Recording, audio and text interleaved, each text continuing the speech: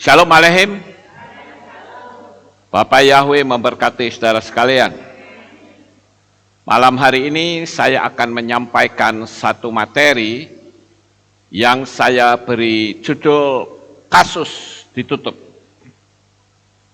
Saudara yang terkasih, sejak kita lahir di dalam dunia ini, maka kita memiliki rekam jejak dari sejak pertama kali kita dilahirkan sampai kita mati. Kita punya rekam jejak yang ada di dalam dunia ini. Dan nantinya di kursi pengadilan Tuhan, rekam jejak kita itu akan dibuka, saudara-saudara. Dan diakhiri di kursi pengadilan Tuhan. Apakah kita layak untuk masuk ke Shamayim? Atau kita harus masuk ke lautan api. Itu penentunya ada di kursi pengadilan Tuhan.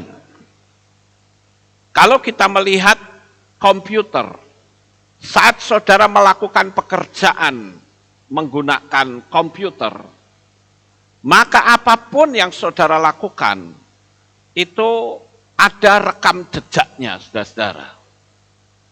Dan rekam jejak itu yang kelak bisa dikeluarkan kembali. Bahkan seandainya saudara menghapus file penting sekalipun, maka file itu bisa dimunculkan lagi. Ada satu program yang dikenal dengan file recovery. Itu adalah program untuk memunculkan file yang sudah di-delete. Oleh karena itu, di dalam perjalanan hidup kita pun, rekam jejak dosa kita akan nampak, saudara-saudara. Rekam jejak dosa kita akan kelak dikeluarkan kembali di kursi pengadilan Tuhan itu. Nah, bagaimana kita menghapusnya? Yang bisa menghapus rekam jejak dosa kita itu hanya darah Yeshua HaMashiach. Jadi, jangan dikira kita itu baik-baik saja. Setelah kita mati, selesai. Tidak, saudara-saudara. Akan terjadi nanti suatu pemandangan yang sangat spektakuler. Ada orang yang ketika di dunia ini dihina, dicaci maki, enggak diindahkan, dianggap remeh. Tetapi ternyata di hadapan Tuhan itu nanti dimuliakan. Tetapi ada juga orang yang merasa hebat, orang yang merasa luar biasa, tetapi ternyata kita akan melihat bahwa orang itu diseret masuk ke dalam neraka. Orang yang selama di dunia ini berkuasa dengan segala keangkuhannya, ternyata merengek-rengek ketakutan dan memohon pengampunan. Akan terjadi pemandangan yang seperti itu, saudara. Ada orang bahkan yang menyesal minta ampun, tetapi tidak ada lagi pengampunan. Semuanya sudah terlambat. Kita harus menyadari, saudara, Bapa Yahweh di dalam Yeshua HaMashiach itu adalah Tuhan yang Maha Pengampun. Tetapi kelak ketika kita sudah ada di kursi pengadilan Tuhan dan ternyata kita kedapatan tidak layak untuk masuk ke Shamayim, maka Tuhan yang Maha Pengampun itu menjadi Tuhan yang sangat tega melihat orang diseret dan dimasukkan ke dalam neraka. Inilah yang saya katakan pengadilan anti suap. Pengadilan yang paling adil. Saudaraku yang terkasih, pernahkah saudara membayangkan bagaimana suasana yang menentukan seseorang itu masuk lautan api yang kekal? Atau saudara akan melihat vonis hakim itu yang mengatakan masuklah ke negeri cahaya, negeri tak berjaman, negeri yang penuh dengan sukacita. Bapak Ibu, saya akan bacakan ada 3 ayat firman Tuhan terlebih dahulu, kemudian kita akan menelaah lebih dalam lagi.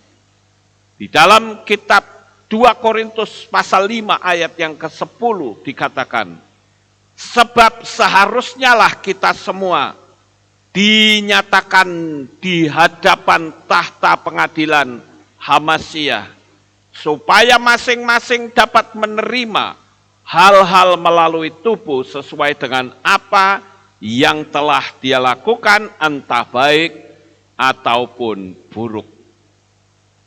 Di dalam kitab Pengkhotbah atau kitab Kohelet, pasal 12 ayat yang ke-14, sebab Elohim akan membawa setiap perbuatan ke dalam penghakiman atas segala yang tersembunyi, apakah itu baik ataupun jahat. Satu ayat lagi, Roma 14 ayat 12. Maka selanjutnya, setiap orang dari kita akan memberikan pertanggungjawaban mengenai dirinya sendiri kepada Elohim. Nah, ini yang menunjukkan bahwa kita betul-betul kelak akan masuk di kursi pengadilan Tuhan. Saya ingin agar kita setidak-tidaknya memiliki sebuah gambaran, Bapak Ibu.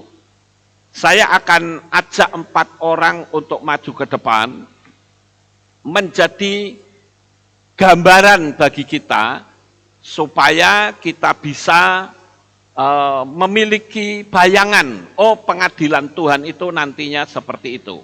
Nah, saya akan mengajak untuk seseorang yang bisa menjadi hakimnya, menjadi pengacaranya, menjadi paniteranya. Yang pertama, saya mau menunjukkan peran sebagai hakim yang adil, yaitu Bapak Yahweh. Saya minta kira-kira, Yakobus bisa naik ke atas, ya.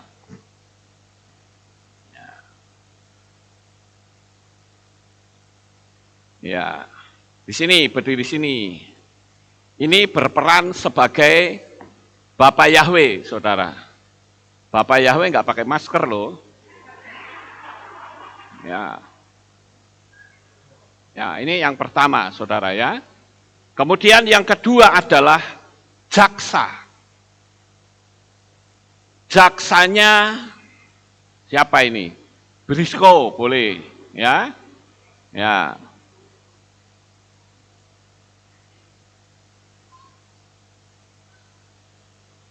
Ya, ini juga dilepas supaya jelas, Bapak Ibu. Kemudian saksi, saksi ini semua ini. Ceritanya ini saksi ini adalah malaikat-malaikatnya. Kemudian pengacara. Pengacaranya saya mau minta Obed maju ke depan. Ya, ini pengacaranya, saudara-saudara. Kemudian satu lagi, yaitu panitera. Panitera itu yang tukang nyatet, ya, yang tukang nyatet. Mungkin saya minta di daerah sini, Pak Sis, maju ke depan, Pak Sis. Ya. Nah, begini ya, ini Bapak Yahweh. Ya, ini jaksa penuntut. Ya, jaksa penuntut itu kalau di kursi pengadilan Tuhan apa, saudara? Tukang tuduh, saudara ya. Ya, pendakwa.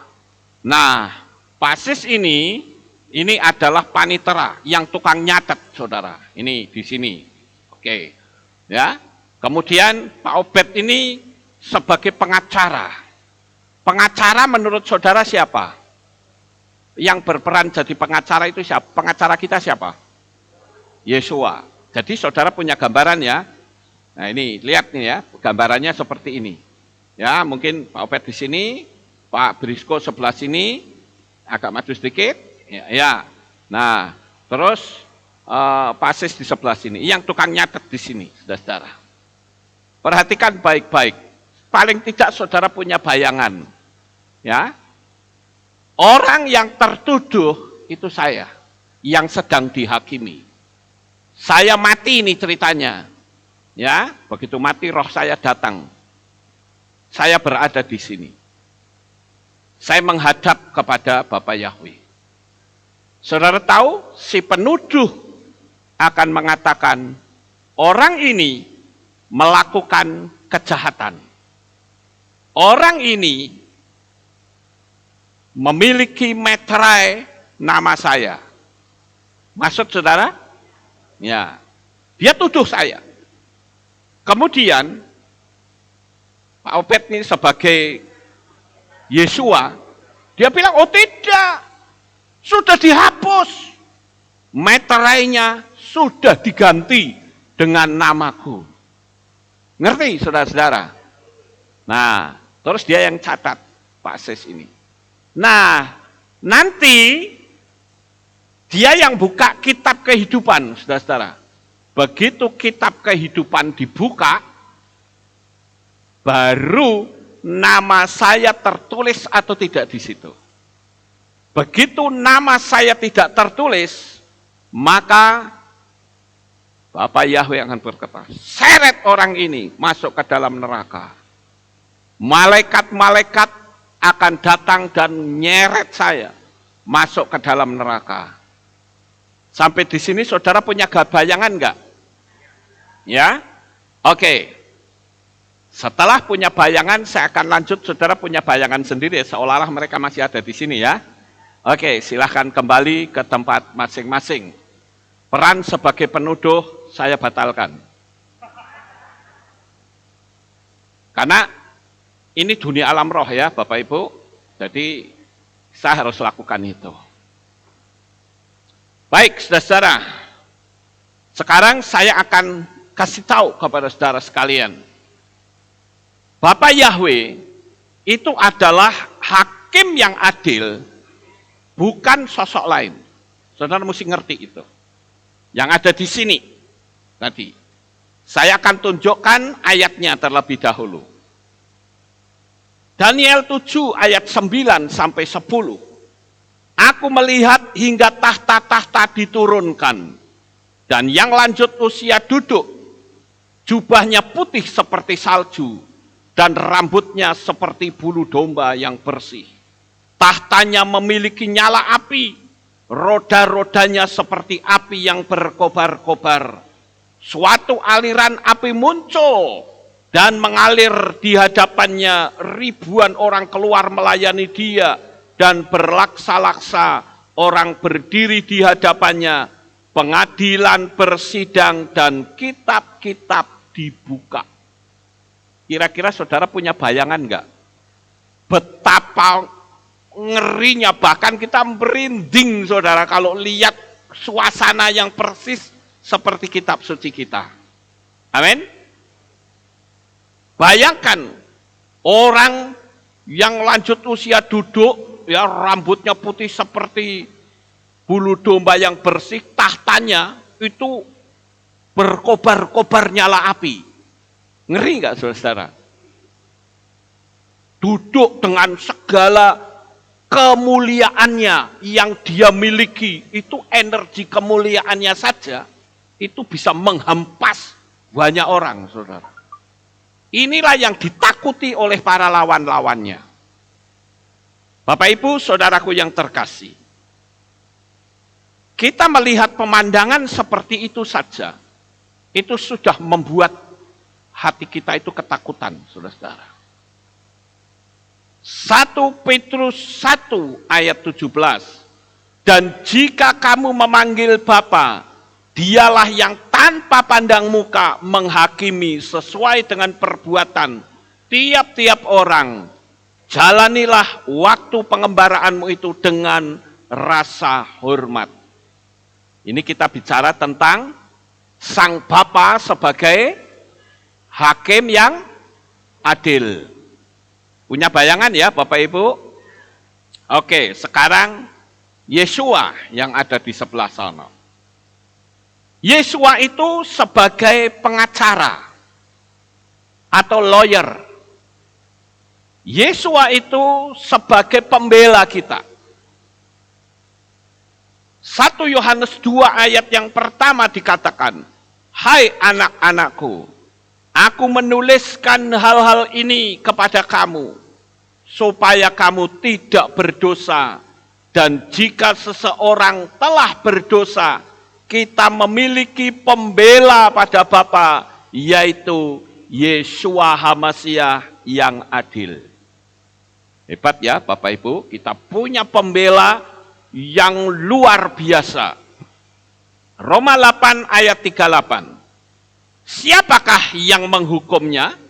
HaMasiah, dialah yang telah mati, dan lebih lagi telah pula dibangkitkan, dan yang berada di sebelah kanan Elohim, yang juga menjadi pengantara demi kita. Hakimnya sudah saudara lihat. Pembelanya sudah saudara lihat. Sekarang para saksi. Saksinya itu adalah malaikat-malaikat. Jumlahnya berapa ya kira-kira? Berlaksa-laksa. Tak terhingga. Banyak sekali saudara.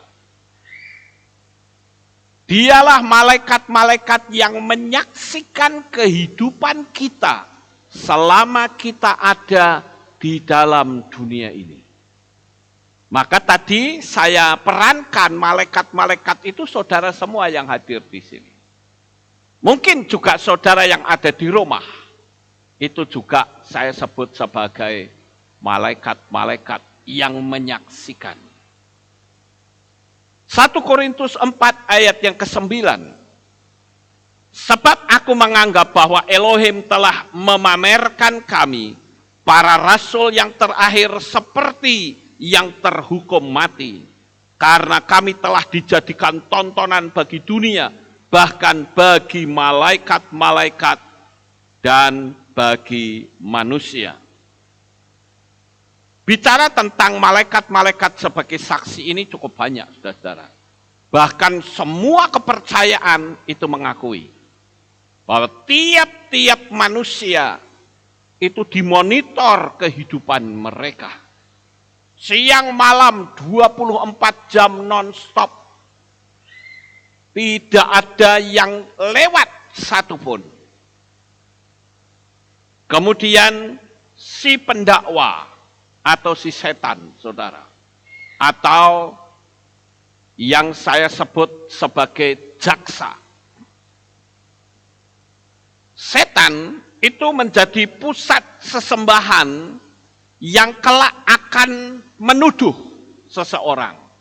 Nah, kenapa saya kalau melakukan baptisan pembaharuan, selalu saya putuskan dari kepercayaan yang lama. Itu kenapa? Karena si penuduh tidak bisa lagi menuduh, saudara. Sudah dihapus dengan darah Yesua. Itu sebabnya saya katakan mungkin ada di antara saudara yang sudah dibaptis tapi bingung. Loh, Pak, saya dulu dibaptis itu sudah diputus ke belum ya? Karena saya kan dulu dibaptis bukan oleh Pak Lukas. Gimana nih? Kalau belum atau saudara merasa belum diputuskan, putuskan sendiri. Karena engkau sudah dibaptis, engkau sudah punya hak menjadi milik Bapa Yahweh, putuskan sendiri. Karena engkau sekarang sudah memiliki kuasa untuk memutuskan. Amin. Kalau biasa baptisan saya yang memutuskan. Tetapi kenapa saya yang memutuskan? Karena orang ini belum termeterai, saudara. Jadi harus ada yang memutuskan. Tapi kalau sudah dimeterai, maka orang itu berhak untuk memutuskan dirinya sendiri dengan sesembahan lama. Sampai di sini saudara ngerti atau tidak? Jadi kalau saudara dulu pernah dibaptis pembaharuan atas nama Yahweh dan Yesua, tapi saudara lupa dulu sudah pernah diputuskan? Belum ya. Putuskan sendiri. Karena engkau sekarang sudah punya kuasa yang sama. Jadi, seperti tadi saya membaptis orang dari kepercayaan agama lain, saudara-saudara. Saya putuskan. Bahkan hubungan dia dengan dukun-dukun, saya putuskan, saudara-saudara. Ini tidak boleh lupa. Maka saya menghimbau bagi saudara, kalau saya yang baptis, saya tidak pernah lupa. Selalu saya putuskan. Tapi bagi saudara yang mungkin dulu belum, putuskan sendiri. Engkau sudah punya kuasa yang sama. Ya, jadi nanti kalau tidak penuduh ini yang di sini, dia akan berkata, ingat, dia milik saya. Dia pernah mengabdi kepada saya. Apakah itu dalam dunia okultisme? Apakah itu keagamaan? Apakah itu nama sesembahan? Pokoknya orang itu tunduk pada saya. Berarti saya punya kuasa untuk tetap memiliki orang ini. Tetapi berbeda Yesua ketika sang penuduh mengatakan seperti itu. Yesua dengan mudah pun berkata, orang itu sudah diputuskan dan sudah menjadi milikku. Si penuduh akan diam, Bapak Ibu. Sampai di sini paham? Nah, di dalam kitab Gilyahna atau kitab Wahyu, pasal 12 ayat 10. Dan aku mendengar suatu suara nyaring yang berkata di sorga, sekarang keselamatan dan kuasa dan kerajaan Elohim kita dan otoritas yang diurapinya telah tiba, karena si pendakwa saudara-saudara kita, tentu yang dimaksud si pendakwa itu adalah setan yang mendakwa saudara-saudara kita, yang menuduh mereka di hadapan Elohim siang dan malam telah dipukul roboh. Nah, itulah pembelanya Yeshua HaMashiach. Nah, Bapak Ibu yang terkasih, si panitera tadi, dialah yang mencatat semua kehidupan kita. Ya buka. Dia catat, pengadilan ini pun dicatat. Nanti kita akan lebih lanjut, lebih dalam. Dan firman Tuhan tadi katakan bahwa ada kitab yang dibuka. Ya, itu ada kitab-kitab lain. Itu seperti kalau seseorang punya agama A atau B atau C, pasti dia punya kitab, bukan? Maka dia akan diadili menurut kitabnya itu. Adakah di kitab itu jaminan keselamatan?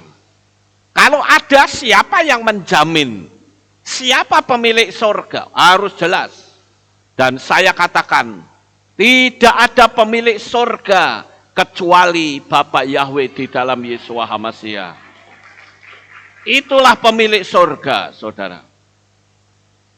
Jadi, kalau saudara saat ini membutuhkan keselamatan, tidak ada cara lain kecuali saudara sendiri yang menerima dengan segenap hati Yeshua HaMashiach sebagai Tuhan dan Juru Selamat.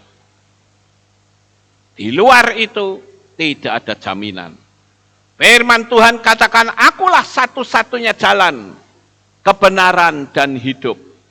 Seorang pun tidak akan sampai kepada Bapa kecuali melalui aku. Jadi dengan kita percaya kepada Yeshua HaMashiach, Bapa Yahweh, maka keselamatan kita dapatkan secara mutlak. Tidak ada lagi istilah semoga. Makanya kalau saya memimpin upacara kematian, saya tidak pernah mengatakan semoga arwahnya diterima di sisi Tuhan. Tidak.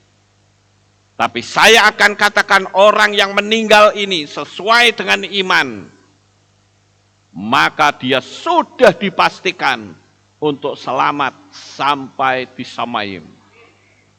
Sekarang pertanyaannya, Kalau orangnya itu ternyata mati bunuh diri, ya pasti akan menuju neraka.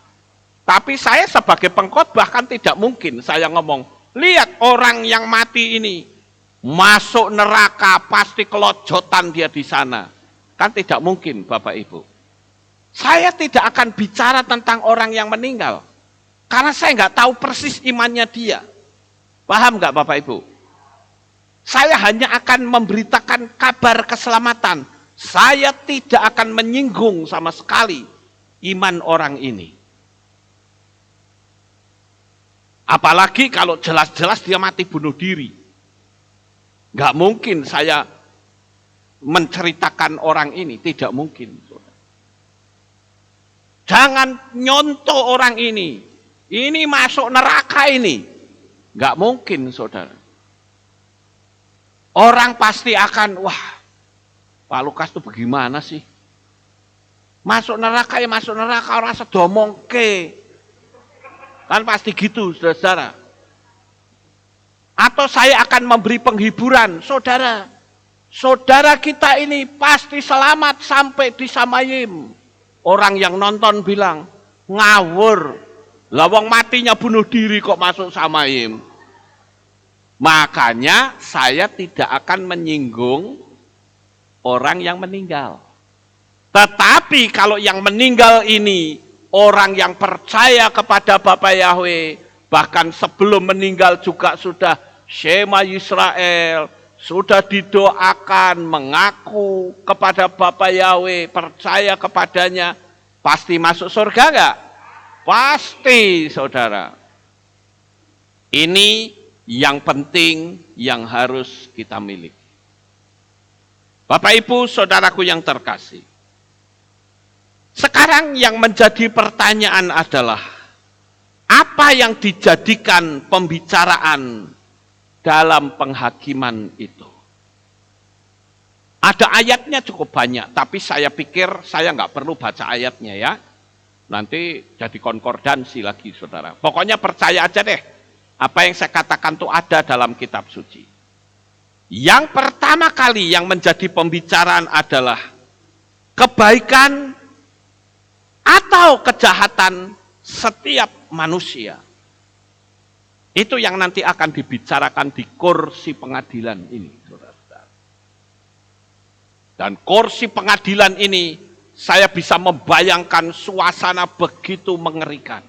Ketika kita duduk sebagai seorang tertuduh di sini saja, kita sudah gemeter, saudara-saudara. Apalagi orang-orang yang menolak Bapak Yahweh. Bayangin, saudara, begitu dia sampai di sini, ternyata berhadapan dengan Bapa Yahweh. Selama di dunia dia menolak dengan kepandaian teologianya. Kira-kira hati orang itu macam apa, saudara? Waduh, aku masuk neraka iki. Tuhan, ampuni Tuhan. Enak aja loh. Ya, sudah di dunia menyesatkan orang lagi minta ampun di kursi pengadilan, no way. Pengampunan itu ada ketika manusia itu hidup di dalam dunia ini. Setelah mati, semua selesai. Ya. Maka seluruh file kita ditutup. File kehidupan kita. Dan file itu masuk ke panitera. File itu kelak akan dibuka, seluruh kehidupan kita nyata semuanya, Bapak Ibu. Jadi yang dibuka pertama adalah kebaikan dan kejahatan setiap orang. Kohelet 12:14, Daniel 7:10, Gilyahna 20:12, Yakobus 2 ayat 12. Jadi nggak usah dibaca, saya kasih ayat saja. Nah, keadilan Tuhan itu berhubungan dengan apa yang namanya dosa. Ini yang kedua, saudara. Keadilan Tuhan. Jadi, keadilan Tuhan itu sebuah fakta bahwa Tuhan itu hakim yang adil, yang tidak bisa disuap, Bapak Ibu. Kalau saudara berurusan dengan pengadilan dunia, dimanapun di seluruh dunia, pengadilan itu bisa disuap, bisa digorang-gareng, saudara. Yang benar jadi salah, yang salah jadi benar. Tapi nanti pengadilan di Samayim nanti, di tempat pengadilan nanti, apakah orang masuk Samayim atau ke neraka, maka pengadilan itu tidak bisa diganggu-gugat. Kalau Bapa Yahweh berkata, engkau tidak layak untuk masuk ke Samayim, maka nangis darah sekalipun, Anda tidak akan bisa mengubah keputusan Bapa Yahweh. Apalagi ketika Bapa Yahweh menutup kasusnya. Kasus ditutup, dak, sudah. Saudara mau apa? Sudah selesai, sudah. Saudara, Tuhan ampun Tuhan, nggak bisa. Pasti akan ada malaikat-malaikat yang dengan mudahnya menyeret tangan saudara. Diseret keluar, langsung dilempar ke dalam api. Berapa lama kira-kira? Selama-lamanya. Orang akan menyesal seumur hidup. Orang akan berkata, aduh tahu begitu, aku nurut apa yang dikatakan si A, si B, si C. Tapi semua sudah terlambat. Salahmu sendiri, engkau tidak berpegang kepada kebenaran. Engkau lebih takut kepada manusia daripada kepada Tuhan. Makanya sampai hari ini saya masih heran dan terheran-heran, saudara-saudara. Orang yang sudah tahu nama besar Bapak Yahweh, kok tidak berani untuk menyampaikan. Ngerti loh padahal dia. Jadi saya bisa mengambil kesimpulan dia itu bukan takut sama Tuhan. Tapi dia takut sama sinode. Dia takut karena mungkin akan dihentikan semua pelayanannya. Dia takut dipecat. Dia takut kalau nanti ditinggal lari oleh jemaat. Jadi bukan takut kepada Tuhan. Saya katakan, kalau mungkin saudara adalah seorang gembala yang sedang menyaksikan streaming saya pada saat ini. Jangan pernah engkau takut. Ada Yesua pembela kita. Di dalam kitab Ifrim atau kitab Ibrani pasal 10 ayat 26. Kalau kita sudah mengerti kebenaran, tetapi kita tidak mau melangkah keluar dari kesalahan itu, maka tidak ada lagi korban penghapus dosa. Jadi Bapak Ibu, pertanyaan saya adalah, apa yang Anda takutkan? Saya pertama kali memberitakan nama besar Bapak Yahweh tahun 2000. Artinya 21 tahun yang lalu. Anda sekarang kalau berkata Yahweh, orang sudah nggak asing dengan nama itu. Zaman itu orang masih asing dengan nama Yahweh. Itu pun saya nggak peduli, saudara. Karena saya pelayanan bukan cari duit. Tapi pelayanan saya akan bimbing jemaat untuk masuk dalam kebenaran yang hakiki. Oleh karena itu, Bapak Ibu, saya menghimbau, jangan pernah takut engkau berurusan dengan organisasi. Tapi takutlah kepada Dia sang pemilik nama yang kudus, yaitu Bapa Yahweh. Saudaraku yang terkasih, kalau kita melihat dari hal-hal seperti ini, kita tentu sebagai anak-anak Bapa Yahweh harus menyadari bagaimana ketika nanti kitab kehidupan dibuka. Dan saat itu nama kita tertulis di dalamnya. Saya kadang-kala membayangkan ketika kitab kehidupan dibuka, namaku tertera di sana. Dan Bapa Yahweh berkata, engkau layak untuk masuk Samayim. Saya pun akan menangis luar biasa, mengucapkan syukur yang tak terhingga. karena jerih lelahku dalam pelayanan. Tantanganku dalam menghadapi orang-orang yang bermulut nyinyir, ternyata ada hasilnya yang sangat luar biasa. Dan apa yang terjadi? Saya yakin, saya akan dipeluk mesra oleh Yeshua HaMashiach. Dia akan cium saya, dan dia akan katakan, nikmatilah kemuliaan Bapa yang sudah disiapkan. Tinggal sayanya akan bengong, wow, rumahku luar biasa, saudara. Makanya kadangkala ya, saya kalau jalan-jalan, lihat rumah-rumah orang yang kaya raya gitu ya, saya bilang, aduh, betapa nyamannya ya punya rumah kayak gini, udah orangnya kaya, punya tempat di tempat rekreasi, pemandangannya indah. Waduh, kayak apa ya rasanya ya punya rumah yang seperti ini? Tapi batinku ada pujian. Rumahku ada di dalam surga. Wah, saya jadi senang, saudara. Ini mah belum apa-apa dibanding rumah saya di surga. Amin. Nah, saya kasih tahu, saudara, bertahanlah dalam iman, karena rumahmu di surga, rumahmu di Samayim itu sangat indah, sangat indah. Haleluya. Bertahanlah dalam iman, saudara. Jangan takut engkau dimusuhi yang namanya manusia. Takutlah kalau engkau dimusuhi oleh Bapa Yahweh. Pengadilan Tuhan itu pengadilan yang sangat adil. Tiap-tiap hari saya selalu di dalam batin berkata, Roh Kudus, aku cinta engkau. Bapa Yahweh, aku mengasihi engkau. Yeshua HaMashiach, kaulah pembelaku yang agung. Dimanapun saya berada, batin saya selalu ngomong begitu.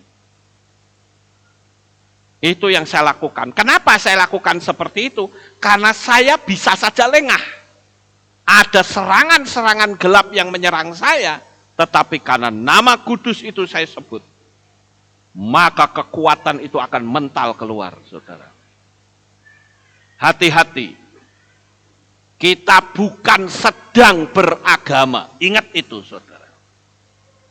Kita sedang berada dalam sebuah jalur di mana ini menjadi penentuan hidup kita, masuk neraka atau masuk surga. Ini yang penting, Bapak Ibu. Kemudian tadi kita lihat ada kitab kehidupan, ada kitab-kitab yang lain. Kemudian di dalam kitab Maleakhi pasal 3 ayat 16 itu ada dibukanya kitab peringatan. Kitab peringatan itu apa, saudara-saudara? Itu berisi setiap kehidupan kita yang melawan setiap kejahatan dan bertahan dalam iman. Itu masuk ke kitab peringatan. Jadi hal-hal yang penting yang bisa membuat kita mencetak sejarah itu dicatat di kitab peringatan. Jadi ketika saya memberitakan nama besar Bapa Yahweh pertama kali, berarti itu tercatat dalam kitab peringatan, saudara-saudara. Kitab peringatan itu juga akan berisi catatan kesetiaan kita. Catatan tentang kesetiaan ibadah kita. Saudara pikir yang hadir pada malam hari ini itu tidak dicatat oleh Tuhan?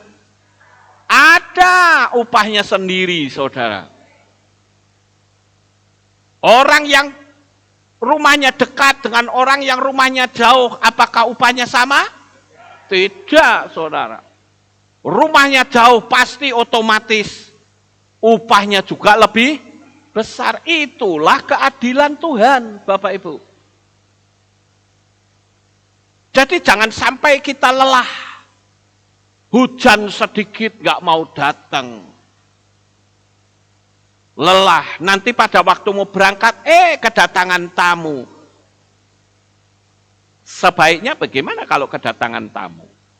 Saudara ngomong, maaf Pak, saya mau ibadah, bagaimana kalau Bapak bisa ikut ibadah bareng saya? Ya, kalau mau, ayo kita bareng ibadah. Nanti selesai ibadah kita lanjut bincang-bincang ya Pak. Itu akan lebih baik, saudara. Jangan sampai ketika ada tamu, kita aduh, aku mau ibadah, ya wes lah ora sidok engko wae. Nanti saja minggu depan. Toh minggu depan masih ada. Ayo, Bapak mau apa ini? Ngobrol ngalor ngidul. Ternyata, Pak, saya butuh duit, saya mau utang. Mateng, saudara-saudara.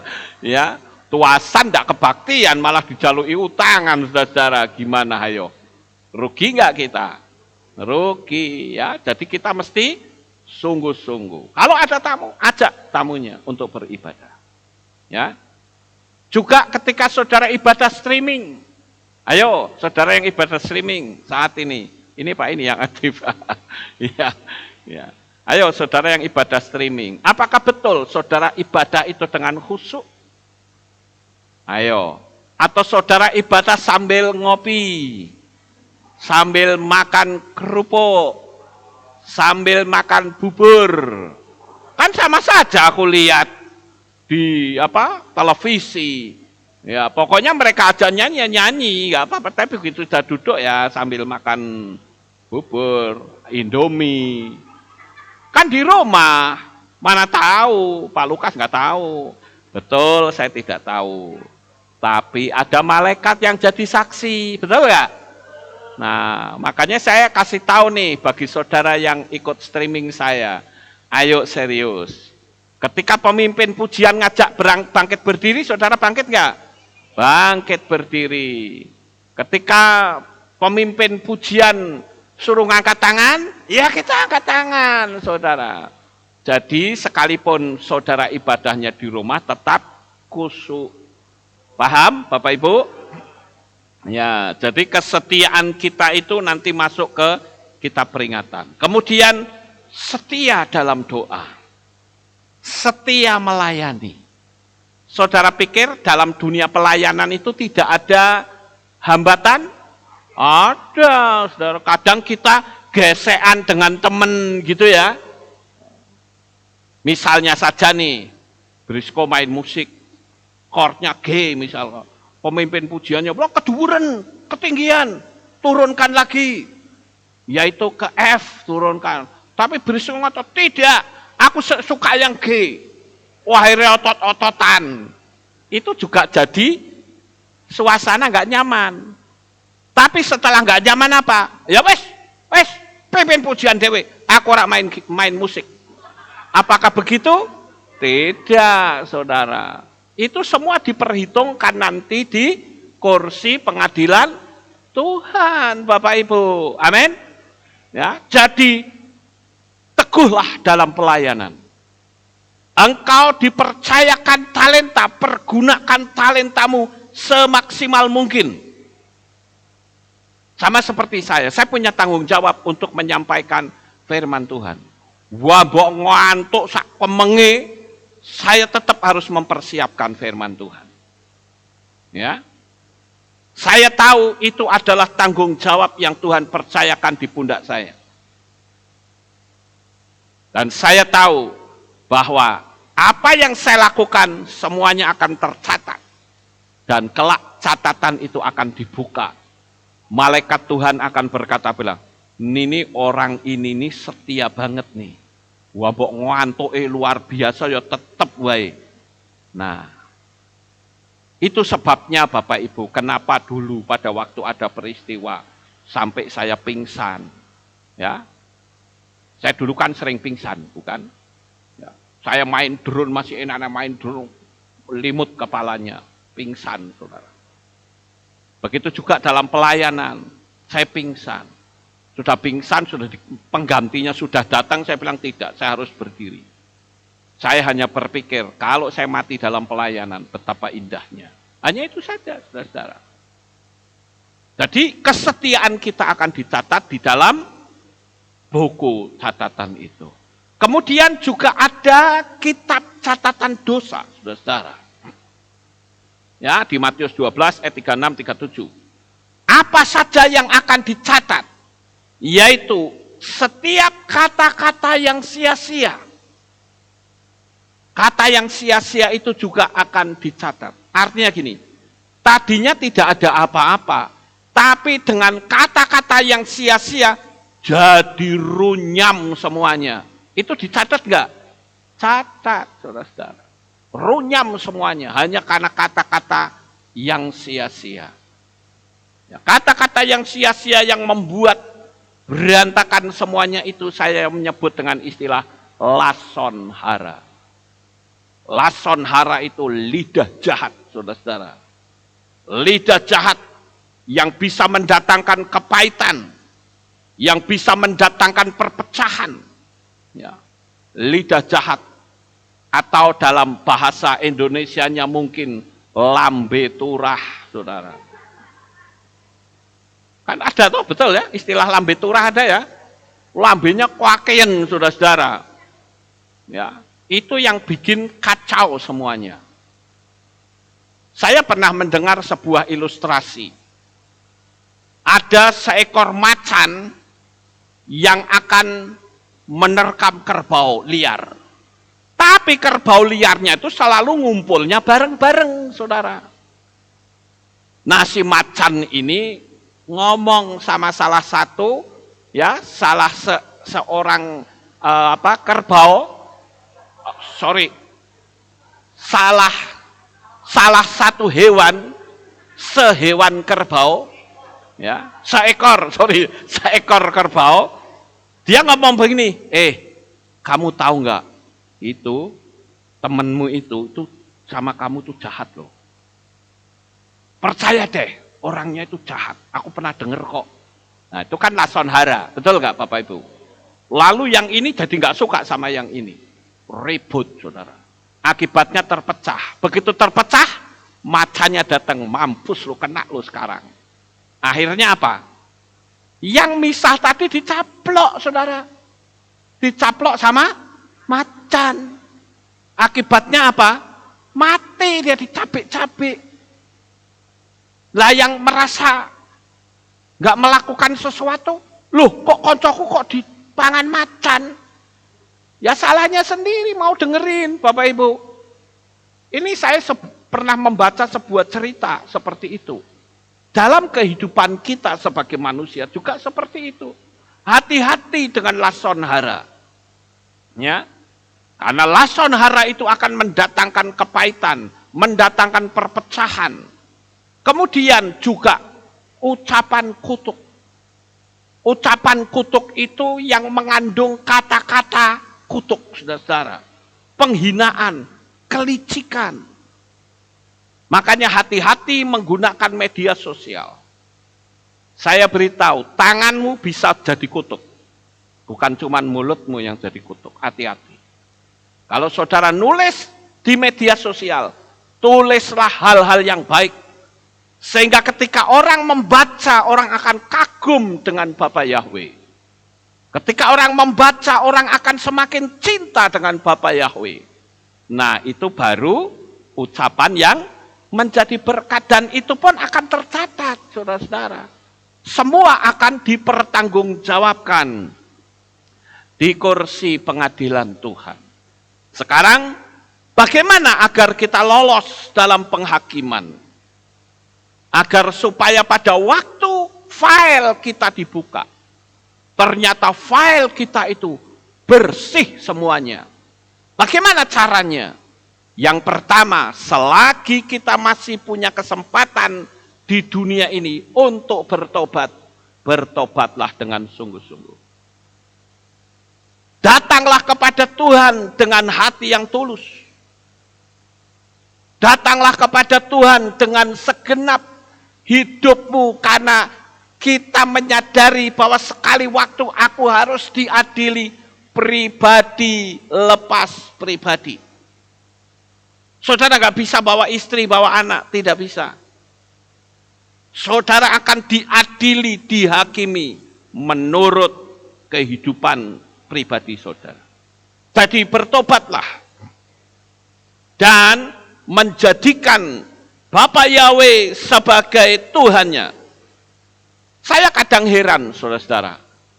Kenapa ya dalam dunia iman kekristenan pada umumnya, Kenapa yang diucek-ucek itu selalu dosa moral semua?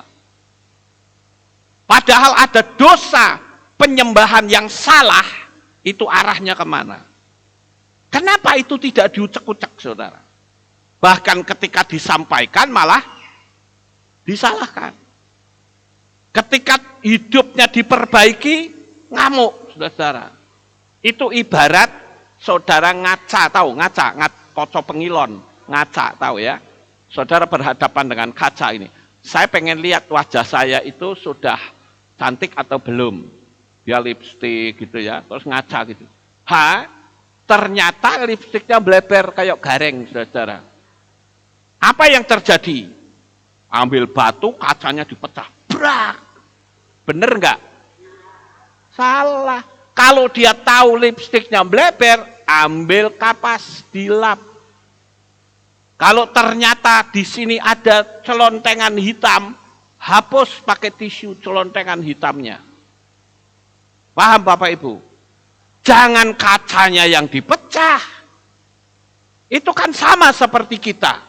Ketika kita memberitahu hal-hal yang baik, yang memberitahu malah dimusuhi. Betul nggak? Di mana-mana kan seperti itu. Dikasih tahu yang benar, yang kasih tahu dimusuhi. Nah ini kan lucu Bapak Ibu. Makanya pada hari ini mari kita lihat. Saat kasus kita ditutup, biarkan Yesua HaMasiah memeluk kita dengan pelukan mesra. Karena kita masuk ke negeri tak berjaman. Negeri cahaya yang penuh dengan kemuliaan. Itu yang kita tunggu-tunggu Bapak Ibu. Ketika Yesua memeluk kita, saya bayangkan pelukan yang penuh cinta kasih itu rasanya kayak apa? Energi kekuatan cinta itu akan menerpa hidup kita. Kita nggak bisa ngomong apa-apa, hanya mencucurkan air mata dengan pelukan mesra dari Yesua. Kita mendapatkan rumah yang maha indah, yang di dunia ini tidak pernah orang memilikinya, sekaya apapun. Orang yang kaya di dunia ini, sebutlah memiliki ribuan atau puluhan ribu triliun. Rumahnya juga terbuat dari semen dan pasir.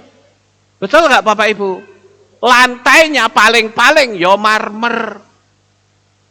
Saya belum pernah melihat ada orang yang kaya di dunia ini lantainya terbuat dari emas. Belum pernah lihat. Kalau toh memang ada, emasnya juga emas yang nek ditutup ke moto peteng saudara. Tapi emas yang disamayim kitab Gilyahna pasal 19 ayat 19 sampai 21, di sana dikatakan lantainya terbuat dari emas bagaikan kaca bening. Berarti kalau begitu emasnya samayim tutup ke mata bisa tembus cahaya. Bisa tembus pandang saudara. Istilahnya emasnya itu transparan. Mungkin kalau kita pengen tahu emas transparan modelnya kayak apa, bikin agar-agar kasih warna kuning, saudara. Saudara akan melihat emas transparan. Itulah lantainya yang kelak kita akan injak. Penuh dengan damai dan sukacita. Setiap kali kita memuja nama besar Bapa Yahweh, mulut saudara akan mengeluarkan cahaya. Warna-warni yang indah. Maka saya menyebutnya, Shamayim itu adalah negeri cahaya. Negeri tanpa malam. Negeri tak berjaman. Negeri tempat kita kelak akan tinggal bersama-sama di Shamayim. Sukses besar untuk saudara. Bapa Yahweh memberkati. Haleluya. Kita tunduk kepala, kita akan berdoa. Kami mengucapkan terima kasih dan syukur kepadamu. Ya Bapa. Pada malam hari ini kami telah mendengarkan renungan firman-Mu. Biarlah apa yang kami renungkan boleh kami tanamkan di dalam hati kami. Selubungi kami, kuasai kami dengan kuasa darah Yesua. Buat kesetiaan kami takkan goyah sampai pada titik nafas kami yang penghabisan. Terima kasih ya Tuhan. Di dalam nama Adonai Yeshua HaMashiach kami sudah berdoa. Amin. Kita akan dengar. Oh, tidak ada pengumuman. Baik, tidak ada pengumuman, kita akan akhiri kebaktian kita. Saya mengundang jemaat Tuhan kita bangkit berdiri, kita tutup dalam doa. Terima kasih Bapak Yahweh, selesai sudah ibadah kami. Dari awal, pertengahan, sampai pada akhirnya. Sebentar lagi anak-anak-Mu akan pulang ke rumah mereka masing-masing. Jaga, lindungi, peliharakan mereka sampai di rumah dengan selamat. Pertemukan kembali pada jam-jam ibadah mendatang di dalam ikatan tali kasih-Mu. Terima kasih ya Tuhan, inilah doa syukur yang kami naikkan di dalam nama Adonai Yeshua HaMashiach. Kami sudah berdoa. Mari kita angkat tangan kita dan kita akan menerima berkat Kohanim. Haleluya. Yevarechecha Yahweh wa yismereka.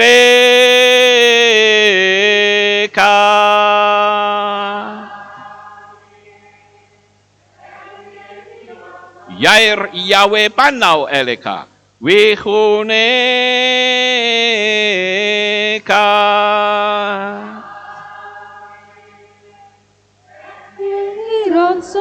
Yisa Yahweh panau eleka, wayashem lecha shalom. Amin. Ken yehi rotso. Baruk atapair ufaruk atapasadeh. Engkau akan diberkati di kota dan kau akan diberkati di ladang. Amin. Baruk peripit nih, kau friat mat kau fri fahim teka shekar ala peka wa esterosoneka. Diberkatilah buah kandunganmu, diberkati hasil bumimu, diberkati hasil ternakmu, anak-anak lembumu dan anak-anak dombamu. Amin. Baruk tanah kau misyarteka, diberkatilah bakulmu dan tempat adonanmu. Amin. Baruk ata baboy kau faruk ata betseteha, dan kau akan diberkati pada waktu engkau masuk dan engkau akan diberkati pada waktu engkau keluar. Amin. Baruk ata Yahweh Elohenu melek haolam besem Yeshua HaMashiach Ruach HaKodesh kile olam faed. Kami sudah berdoa dan mengucap syukur. Haleluya.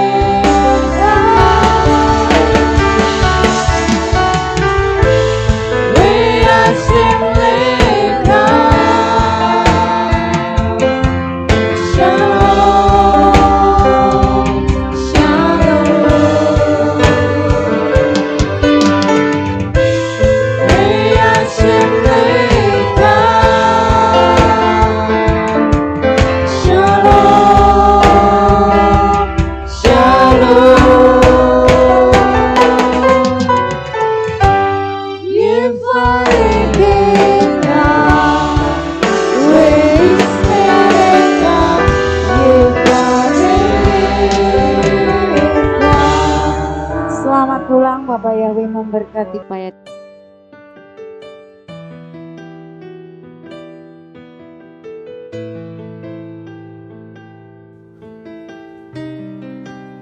Segala pujian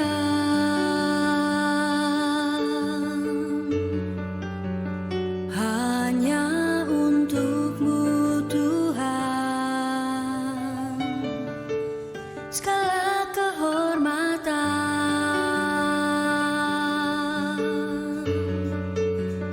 juga punya-Mu Tuhan. Dari puncak tertinggi bagai lembah terlandai. Semua karya kasih cintamu, sujud menyembah Sang Maha Pencipta. Hatiku menari disertai derai air mata memanggil namamu, Yahweh, Tuhan. Segala kemuliaan hanya bagimu.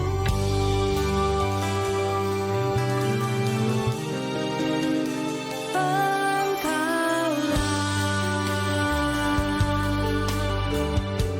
sumber segala pengharapan, mendengar,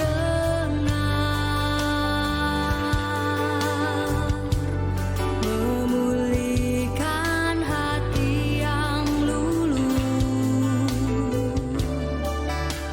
menyembuhkan juga menghibur. Duka lara menjadi bahagia.